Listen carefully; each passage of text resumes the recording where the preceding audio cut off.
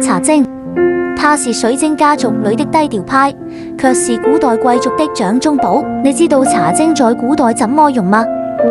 茶晶和白水晶本質上是同一種礦物二氧化矽，它的茶色來自一個有趣的地質現象。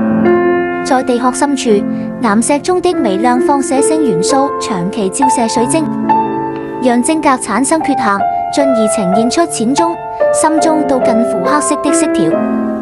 市面上的茶晶很多是由白水晶經過人工複照處理而成，顏色更均勻，但價值不如天然形成。根據顏色深淺，它有不同的名字。